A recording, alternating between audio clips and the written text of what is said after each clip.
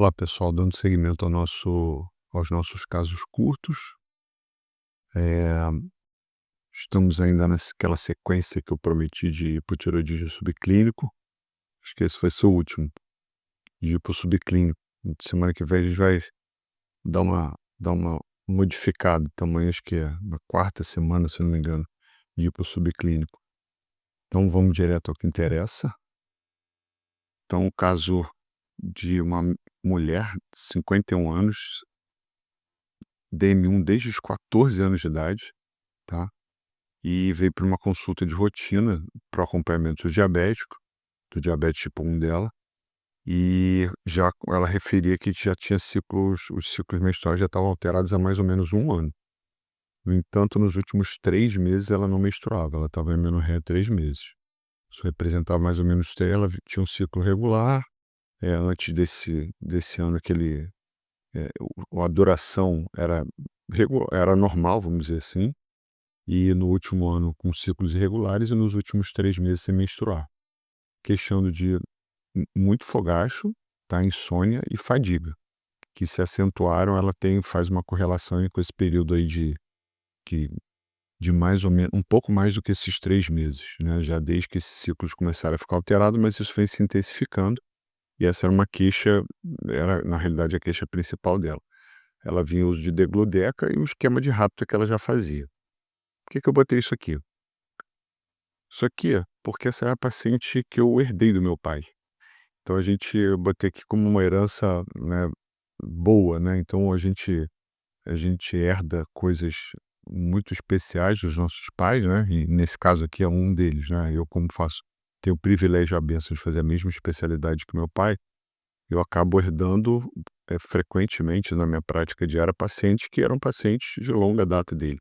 E essa menina menina, no caso agora já é uma mulher, é um desses casos, uma paciente de muitos anos em que ele já criou vínculos afetivos com ela de muito tempo, de gestação, enfim.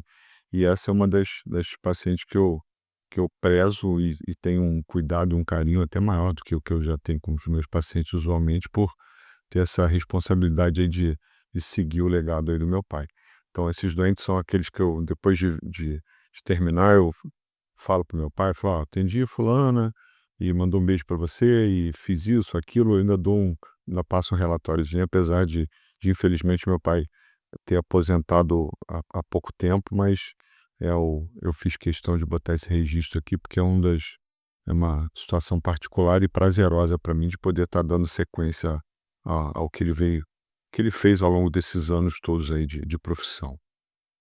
Então os dados laboratoriais dessa paciente, ela já veio com alguns exames, como ela já era paciente antiga, ela tinha solicitado para minha secretária, eu já tinha atendido ela outras vezes, né, ela era uma das pacientes que eu brinco, assim, que eram refratárias a mudar para mim, né, quando meu pai ficava: "Não, mas aposenta, não aposenta", não queria vir comigo, mas aí quando meu pai aposentou mesmo, aí ela aceitou e passou, e já não é a primeira consulta, mas enfim. E aí ela já trouxe alguns exames e veio com esse TSH de 6,5, com T4 livre normal, tinha anticorpos negativos, tanto anti-TPO quanto tireoglobulina, uma glicemia de jejum baixa, uma glicemia de 53, mas com uma glicada aí fora do alvo, né? Um LDL também fora do alvo. Um FSH normal, não tinha FSH alto, apesar da clínica já de perimenopausa e dos sintomas vasomotores, tá? E aí eu trouxe o artigo principal dessa nossa discussão, vai ser esse artigo aqui. Eu buscando razões para esse hipotireoidismo subclínico dela, fiquei pensando essa transição dela, qual é a relação disso, né? E me, me veio à mente a, o período puberal, onde a gente vê muitos adolescentes, onde o hipotireoidismo subclínico, normalmente nessa fase de, de puberdade, ele é maior, é mais prevalente e na maior parte dos adolescentes ele é transitório. Então eu fico, obviamente, porque eu tenho esposa endócrino pediatra e acabo que discuto o caso com ela, e isso é uma realidade dos adolescentes. Eles são até mais conservadores do que a gente em relação a tratar o hipo subclínico, mas essa é uma realidade. A puberdade tem essa relação com o hipo subclínico que muitas das vezes é transitório, em torno de 70% e 75%. Então já me veio à cabeça esse mecanismo, falei: "Será que tem alguma coisa a ver com essa questão das gonadotrofinas?" E fui buscar literatura, estudar para saber se isso aí tinha alguma relação, mas obviamente que eu e esse foi o artigo principal que eu achei, eh, e tinha que tomar uma decisão em relação ao caso dela.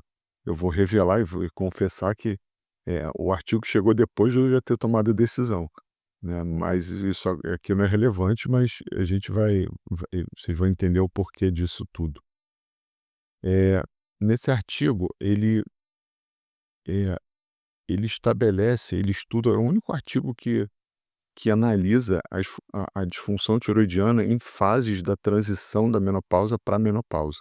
Então ele baseado nesse critério aqui de um critério de estagiamento esse STRAW +10, né, que ele bota, pré-menopausa, transição e pós-menopausa, e aqui que é o que interessa pra gente, muitas das vezes a gente vê em literatura, a transição da menopausa, transição precoce, tardia. O que que é transição precoce?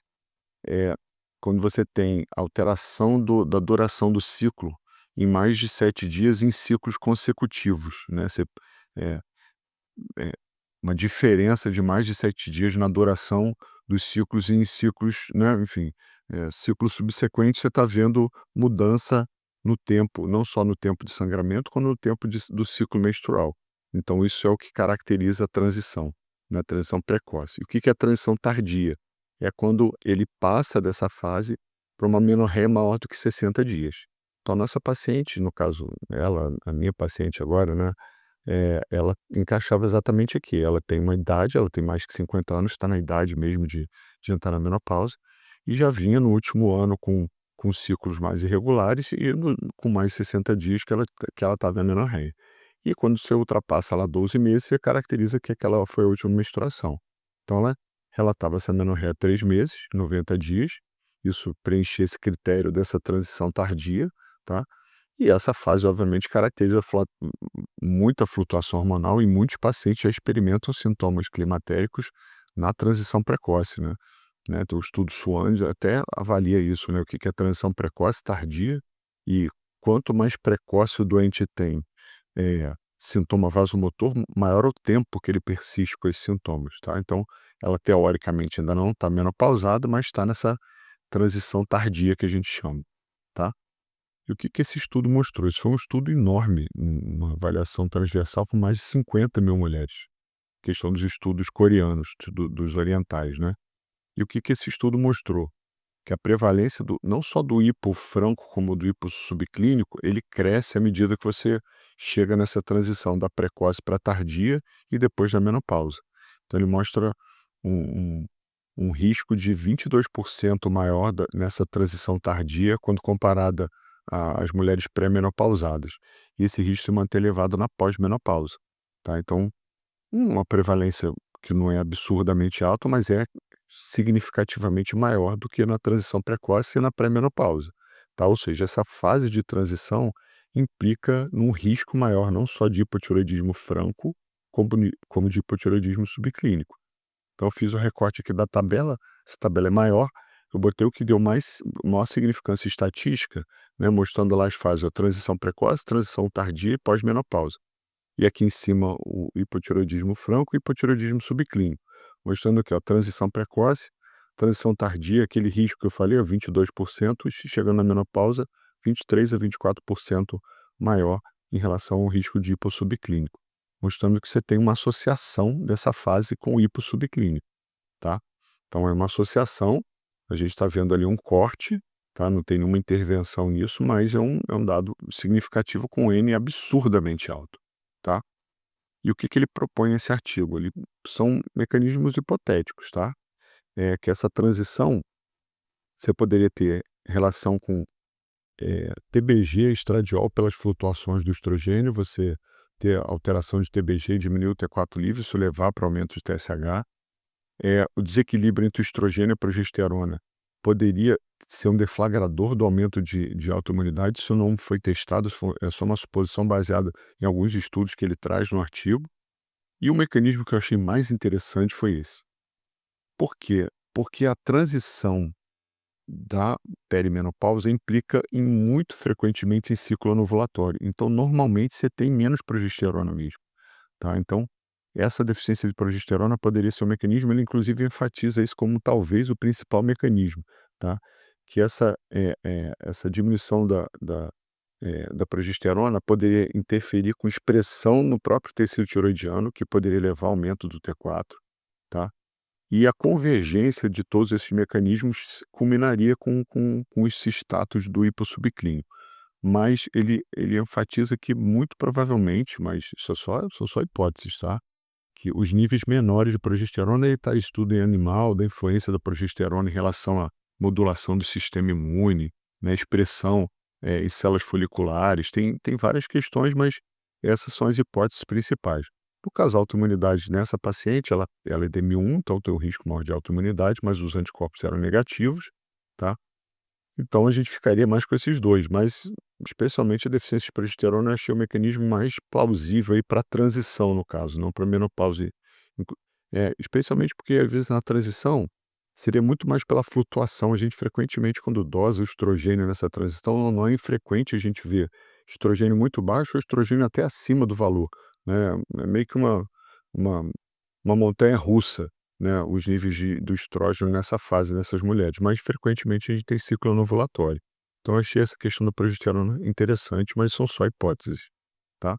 E é nosso dilema para ela, no caso, se a gente, né, já que a gente está falando aqui de hipo subclínico, começa ou não começa a levotiroxina, tá? Então, teoricamente, eu estou trazendo um monte de casos de hipo subclínico e todos para não tratar, né? Mas o objetivo é esse mesmo, trazer questionamento, levantar dúvida, né? E estimular o estudo das pessoas também, tá?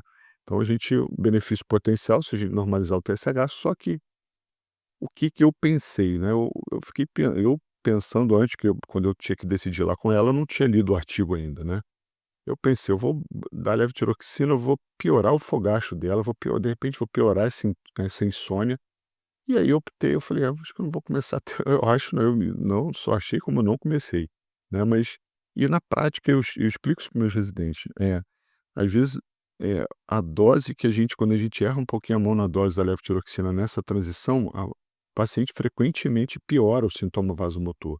E a gente vê o contrário também, quando acontece alguma coisa e a dose fica, eh, o TSH dela escapole um pouquinho, ela fala: "Ah, amenizou um pouquinho", você não sabe se tem a ver com aquilo, então eu optei por não fazer, eu achei que ia piorar o sintoma vasomotor dela, não descartei a possibilidade de tratar depois, mas naquele primeiro momento eu optei por não fazer isso. Então foi exatamente o que eu fiz. E aí eu vou entrar aqui, comecei a entrar em algumas polêmicas, que é o objetivo mesmo. Então eu não comecei levotiroxina, e apesar dela ter só 3 meses de amenorreia e ter muito sintoma vasomotor, eu comecei reposição para ela. Eu falei: "Eu vou repor esse hormônio dela", porque ela estava incomodando, ela estava com muito sintoma vasomotor, ela não tinha nenhuma contraindicação. Eu falei: "Vou repor". Eu optei por fazer, estou fazendo que é um propagandinha aqui do System, eu gosto muito do System Conte. E o transderme com adesivinho, você cola 2 vezes por semana. Ela tinha um LDL fora do alvo também, comecei uma torva. E também tinha uma glicada, eu ajustei num perfil comum de paciente, aí a gente vai até aproveitar e discutir um pouquinho de diabetes também, faz parte. É o perfil do típico doente que usa muita basal e pouca rápida, que é exatamente ela. Ela usava uma dose, a proporção entre a basal e a rápida dela estava muito, não estava boa, não é que vou dizer que estava muito ruim, mas não estava boa. Ela usava muito mais basal do que rápida, e isso refletia por essa glicemia de jejum até baixa, com uma glicada fora né, bem acima do alvo. Então, que eu tentei dar uma ajustada, diminuir a dose da basal, ajustei o esquema da rápida, e ela era bem refratária durante muito tempo ao sensor, e eu consegui convencer ela a botar o sensor, tá. Então, qual foi o meu raciocínio? Falei: "Deixa eu melhorar esse hipoestrogenismo, esse sintoma vasomotor, deixa eu dar uma arrumada nessa glicemia e mais para frente eu revejo esse TSH", e não optei por não começar a levotiroxina naquele momento, tá. E aí qual é outro problema de discussão, né, tipo, que é essa que eu comentei da polêmica, né. Começando, será que você precisava já começar? Eu acho que sim, eu não sou a favor de esperar um ano a mulher tá em amenorreia para caracterizar a menopausa para começar. Mas qual é o problema de você começar com 3 meses nessa transição? O problema é que a reposição não gera anticoncepção. Isso fica mais nítido especialmente para os mais jovens, né, quando é aquela reposição que você começa antes dos 50, ou a menopausa precoce, fica mais claro de você orientar, falar: "Olha, isso não a reposição não garante anticoncepção, tá?". Mas quando passa dos 50, ainda pode existir casos de mulheres que engravidam, então o problema maior é esse, você tem que alertar que a reposição não é anticoncepção, tá. Então qual é a recomendação? Em mulheres abaixo de 50 anos, o ideal para você poder repor com segurança é esperar 2 anos de amenorreia, tá. Em mulheres acima de 5 anos é pelo menos 1 ano, para você ter uma não certeza absoluta, mas uma quase certeza de que você pode repor tranquilamente sem ter esse problema em relação à anticoncepção. No caso dela, tinha 51, eu alertei em relação à questão da ela não é casada, né, mas tem relação e tem parceiro e tudo, mas eu alertei essa questão da da contracepção, ela falou que isso não teria problema. Mas o problema teórico de iniciar é esse. Então, se não esperar 1 ano, você não garante que ela possa ter um ciclo ali, ovular e aquela reposição não está tendo efeito da anticoncepção. Fora isso, não tem nenhum outro problema. Hum, Seriam só as questões clássicas de indicar ou não, de pesar risco e benefício da reposição como outro paciente qualquer, tá. Eu opto por não aguardar tanto tempo, especialmente nos pacientes muito sintomáticos, tá. E aí eu trouxe a gente está falando de subclínico, eu vou trazer artigo de reposição hormonal. Então, no caso dessa paciente, eu pesei risco e benefício lá, eu achei que os riscos ela não tinha nenhuma contraindicação e 51 anos, apesar de ser diabética de longa data, não tem complicação, ela tem uma retina incipiente, mas não tem microalbuminúria, ela não tem complicação apesar do tempo grande aí de doença, tá. Então ela está bem no princípio da menopausa, a gente assumindo, eu acho que até dependendo do tipo da reposição, pode até trazer um perfil, especialmente reposição não oral para ela, foi o que eu escolhi, e eu estou tranquilo em relação à questão de risco cardiovascular. Então, a princípio, ela preenchia todos os critérios e a dúvida e a controvérsia aí um pouquinho seria essa questão de não ter aguardado 1 ano, mas isso eu não vejo problema em relação a isso, tá. E o outro artigo que eu botei, então na realidade vão ser 3 artigos, mas eu vou falar só no passado, que foi um artigo agora de 2025, por que que eu trouxe esse, tá. Porque esse artigo entra muito nas situações clínicas de comorbidade onde não existem evidências. Então esse é um artigo do Clinical Endocrinology de 2025, e ele basicamente entra em coisas que a gente já discutiu, quem viu as minhas outras discussões, né, a gente tem, se eu não me engano, 2 casos clínicos onde a gente discute questões relacionadas à reposição, uma de 10 anos da reposição e outra de DHEA, né, eu discuto bastante em algum dos casos essa questão do WHI, do HERS, né, de estudos que, eh, entraram nessa questão do risco cardiovascular. Então esse artigo entra nas questões não respondidas e fala que é completamente seguro, especialmente se você começar precocemente, mas reenfatiza a preferência para via transdérmica. Então, ele coloca como neutro risco para evento vascular, trombose venosa profunda, AVC, que seria o que as pessoas teoricamente têm receio, mas eu trouxe esse artigo porque ele entra em bastante, ele dá espaço para os casos controversos. Eu fiz um recorte aqui só de uma tabela, essa tabela é muito grande, ocupa até mais de uma página do artigo, que é a tabela 3. Então, você vê que ele começa a tabela falando de onde você não tem muita evidência. Classe 2 e 3 de obesidade, eh, obesidade com comorbidade, pré-diabético, diabetes não controlado, tudo isso são situações que você não tem muita evidência. A recomendação, basicamente, é você fazer o estrogênio transdérmico, tá?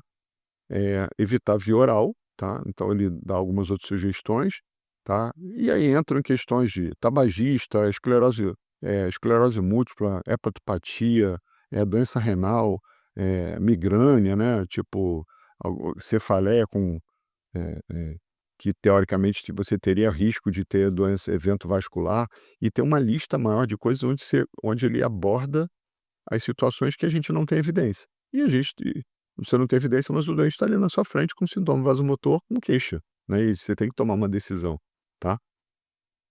E aí, eu sempre a maior parte dos casos eu não estou trazendo o desfecho, né, porque o objetivo é discutir conduta mesmo, né, e não é dizer assim: "Ah, o que eu fiz foi certo ou errado, ou deu certo ou deu errado", eu não tenho nenhum problema em relação a isso. Mas nesse caso eu achei interessante trazer evolução, porque eu optei por não tratar, optei por fazer reposição hormonal, tratar a dislipidemia e melhorar o controle glicêmico. E 3 meses depois disso, o TSH dela foi para 3,9, a glicada caiu lá de 8,3 para 7,2, graças ao fazendo propaganda nesse caso que eu vou pedir se eu tivesse igual esse pessoal da internet, não sei quantos milhões de pessoas olhando, ia receber um dinheirinho da Abbott, da Pfizer e do qual outro que eu fiz propaganda, da Janssen também, tá. Então eu trouxe o LDL dela para dentro da faixa, a glicada já ficou bem melhor, e o TSH praticamente normalizou e ela resolveu completamente os fogachos. Com o esquema transdérmico, ela ficou contente com o resultado, ficou bem melhor, melhorou o cansaço, não tá ninguém tá zero de cansaço, não existe nenhum adulto com mais de 50 anos que trabalha e que fala assim: "Ah, não sinto cansaço nenhum". Mas ela melhorou significativamente, então tinha uma participação aí do sintoma vasomotor, do sono dela pior, e ela acabou melhorando o controle e melhorando outras questões.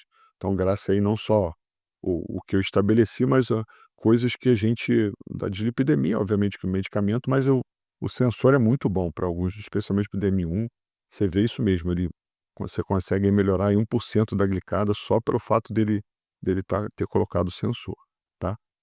Então as conclusões desse caso, então, assim, a transição tardia, né, da menopausa, uma fase de vulnerabilidade da tireoide, especialmente para ir para o subclínico.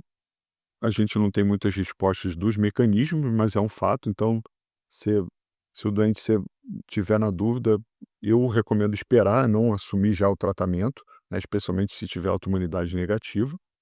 E aí, a minha experiência pessoal é que eu tenho muita cautela, porque eu vejo doente que às vezes, as pessoas forçam tratar o subclínico, o doente acaba piorando o sintoma vasomotor, tá? É, então, nesse caso, a reposição, ajuste metabólico pode ser melhor do que propriamente você tratar a levotiroxina. O quarto ponto aqui de conclusão, não evitem de restringir reposição por conta dessa questão do tempo. Eu não faço isso. Menos de um ano, se a doença está sintomática, eu, especialmente já estando na idade de tratar, eu não restringo, não deixo ela sofrer por esse tempo todo, não, né. Eu tenho pena do sintoma vasomotor, de quanto isso traz de comprometimento da qualidade de vida.